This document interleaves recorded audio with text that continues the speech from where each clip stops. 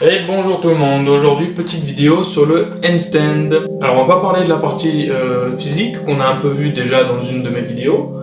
Cette fois-ci ça va être vraiment axé sur la neuroscience, sur ce qui se passe dans ta tête pour d'abord apprendre puis maintenir la figure du handstand. Alors en effet, ton centre de gravité, ton bassin, doit se trouver au-dessus de ton polygone de sustentation, autrement dit la base d'appui. Mais ce qui va nous intéresser, c'est ce qui se passe là-dedans. C'est parti.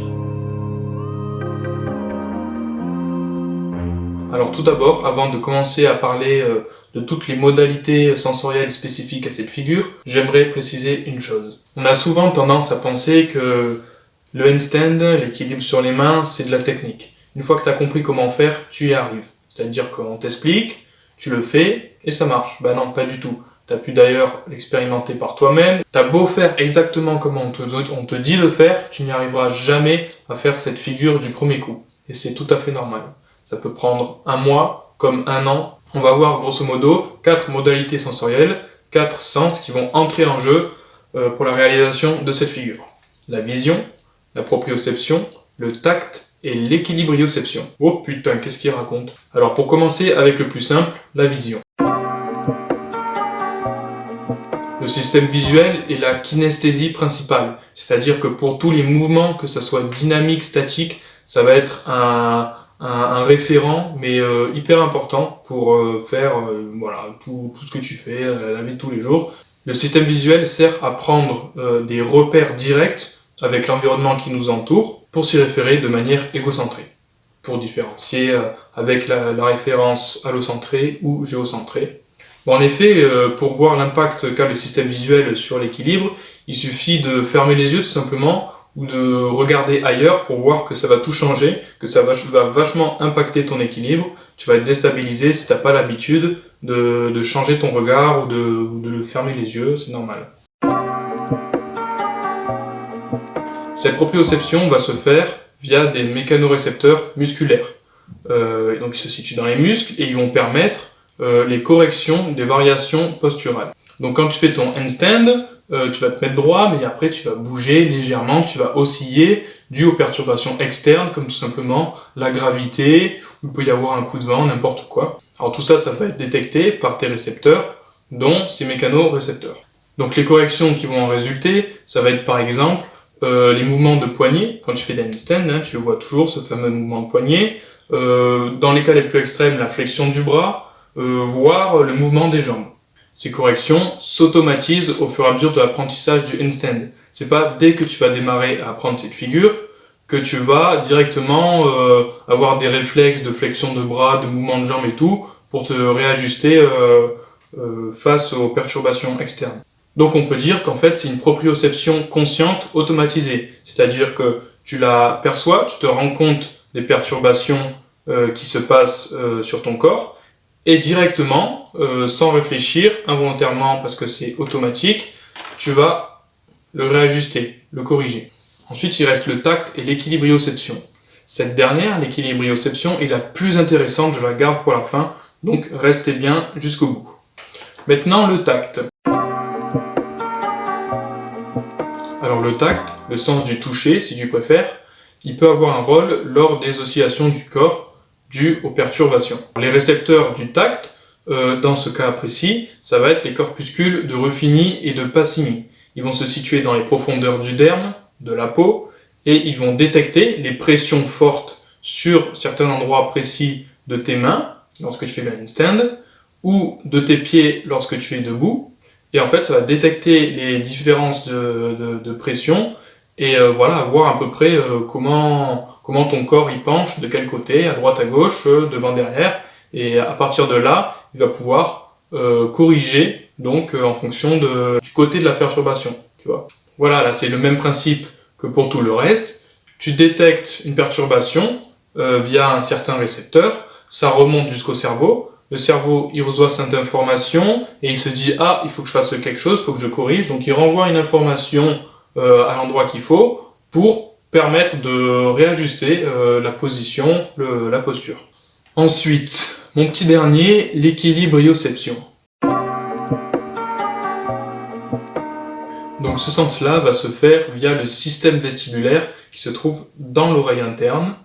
Dans ce vestibule va se retrouver ce qu'on appelle des otolithes et des cellules ciliées. Les otolithes, c'est tout simplement des petits trucs, tout petits, qui vont en fait agir sur les cellules ciliées, qui sont des cils en fait. Donc on a le poids des otolithes qui va agir sur ces petits cils en fonction de la position de la tête par rapport à la verticale gravitaire. La verticale gravitaire, c'est tout simplement l'axe de la gravité, d'accord? La gravité, elle agit toujours dans ce sens-là, jamais comme ça ou comme ça.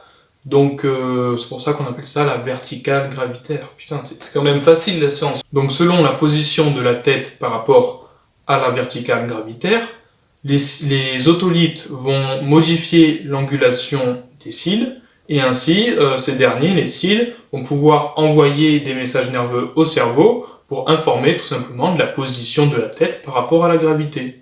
Et ce qui est intéressant, c'est qu'en fait, là, il va y avoir un enjeu lorsque tu vas apprendre ton handstand, ton équilibre sur les mains. Parce que tu vas avoir la tête en fait à l'envers, ou presque à l'envers, parce qu'en vérité, tu vas regarder entre tes deux mains comme ça, tu vas pas la voir rentrer totalement.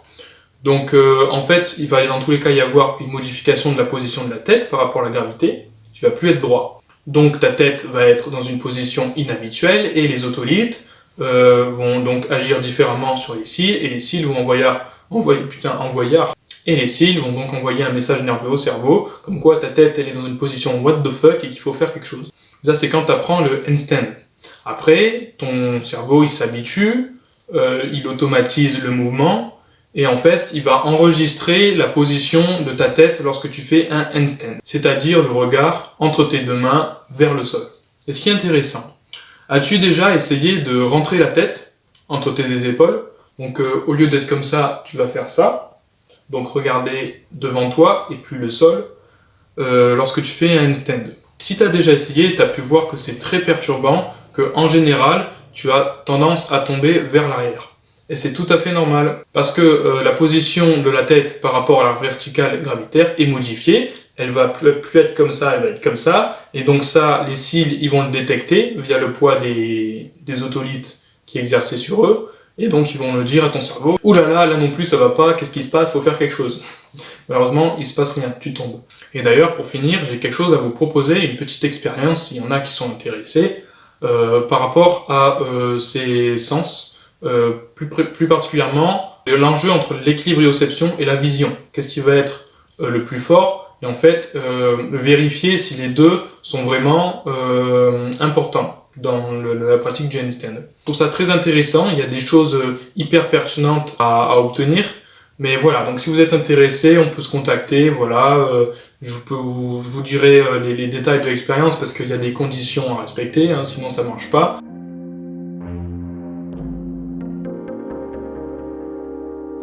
Voilà, la fin de la vidéo approche, et j'aimerais avant vous répéter une chose. Vous avez bien vu par rapport à tout ce que je vous ai dit, qu'il y a énormément de modalités sensorielles qui rentrent en jeu lorsque tu apprends à faire un handstand. Donc c'est pas de la technicité, faut pas te dire mais je comprends pas, je le fais de la bonne manière, alors pourquoi j'y arrive pas? C'est normal, c'est avec le temps, ton corps, ton cerveau il s'adapte, tes récepteurs ils s'adaptent, ton corps apprend en fait au fur et à mesure, et voilà, ça va venir, c'est pas la technique miracle et ça marche, c'est tout à fait normal. La réalisation, la réussite du handstand ne résulte pas seulement de comprendre la technique, c'est avant tout un apprentissage moteur qui va se produire avec le temps, avec de multiples adaptations sensorielles et automatisation. C'est un apprentissage inconscient.